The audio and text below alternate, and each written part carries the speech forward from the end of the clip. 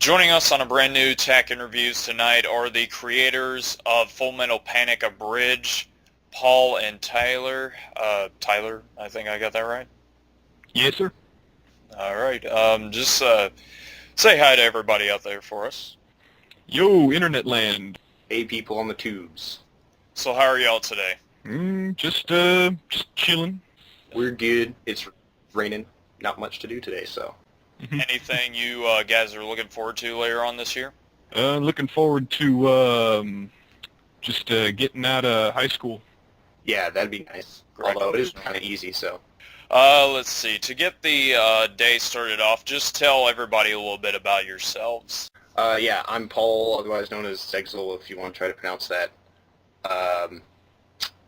Both of us are 17 and in high school, if you couldn't tell. And I'm just your typical nerd. That's about it. How about you, Tyler? I'm a moderate drama geek, I guess you could say. I love to do random voices every once in a while, just, I don't know, I really like voice acting. And when Paul first mentioned, hey, you want to do an abridged series? And I was like, oh, well, what's that? Oh, it's a parody of anime. I'll show you some. And he showed me some, and I was like, hey, that's really cool. And he's like, hey, you want to do it? And I'm like, hey, yeah. And he's like, whoa, let's go. And so here we are. Why the reason for abridging Full Metal Panic? Because it's my favorite anime, and I just wanted to get it before anyone else did. That was probably one of the only reasons. Also, I felt that was the only show I knew well enough to abridge, because if you really know a lot about the show you're doing, then it's kind of hard to make jokes specifically about it. It's kind of like if you have more insight into the series, you can make jokes funnier. At least that's my logic. I don't know. Yeah, I mean, this guy's got like a mini shrine dedicated to FMP, so yeah. How big is the shrine? Oh, it's on his wall, like I'd say maybe 2 or 3 feet by a foot. There's a picture on the in the comments on my channel, which you can go look at if you want. It's basically all 3 seasons, the first 3 books released, the first mangas, and all 5 Overload mangas, as well as some models, a wallet, keychain, messenger bag, and anime mission book, whatever you want to call it. And you won't get that much more detail other than from Paul. Sure. Where would you get most of your jokes from? I'd say just from the anime, but really it's kind of hard to do that. I'd say what we try to balance is I write all the stuff about the show specifically, because for one thing, and this is a secret, Tyler hasn't seen all of Full Metal Panic. Damn it, you're spoiling it. Okay. So really, he's kind of the general humor. I try to do the show-specific humor. So we're trying to kind of balance out between that. I don't know where Tyler gets his jokes from, whatever. The internet, even though he doesn't have it. Yeah, I live inside of a rock. Not under one. I live inside of a rock. That's how disconnected I am from the net. If you were to give any advice to new upcoming abridgers, what advice would that be? I would say try it. At least we did. We didn't do it as well as we could have. You have basically almost unlimited time for your first episode. There's no real time constraints. Nobody's expecting you to update if they don't know you're making a series. The only real danger is if somebody comes along and says, hey, I'm going to do this series, and they release it before you. So take time on the first episode to get the voices right, because you're going to have to stick with them for the rest of the series. Make sure, your script is solid enough, because you basically have as much time as you need to work on it. So if you get the base set up right, then it'll be easier when you go on.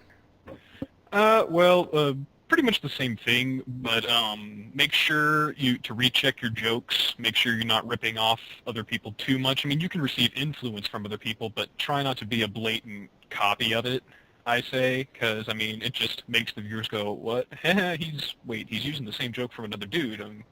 Oh, okay, come up with something original. I just like originality. Or you know, like if you watch some comedians, you know, you'll see they take other jokes in different contexts, but they warp it around to a point where, unless you really, really scrutinize, you can't tell it's not original.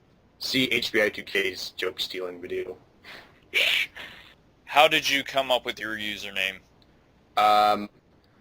Kind of dumb story, but it's a nice one. I was at a computer camp in Davis. We're in California. Back in about 2000, and I was told to get a email, basically. They're like, you know, this. So I had like little or no experience with the internet and stuff. So I was trying to think of some screen name to use for the email, and the only thing I could think of was like this NES game I had at home called Xexyzl, Xexyz, and I misspelled it with an L on the end because I couldn't remember exactly how it was spelled. And that was pretty much the origin of my screen name. The game itself, not that great.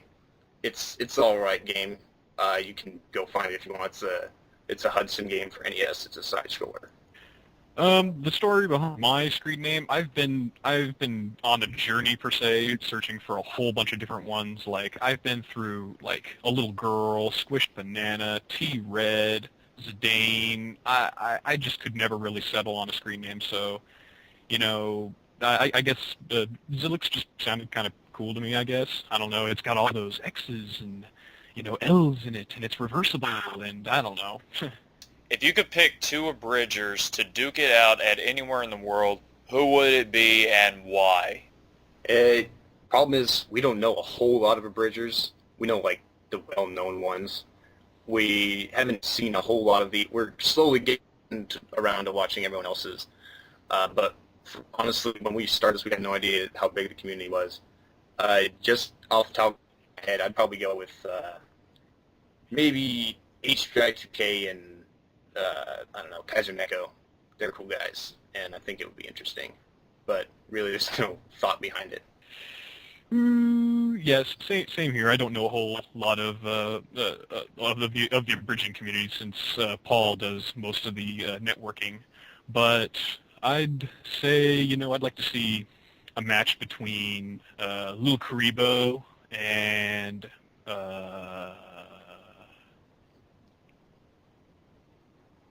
somebody. Team 4-star. Just use that. Oh, yeah.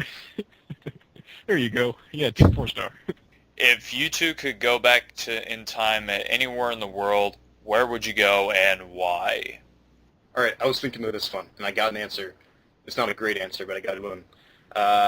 I'd go back to the early 90s Norwegian black metal scene before they started killing each other and burning churches, and I'd round them all up in a house and do a reality TV show.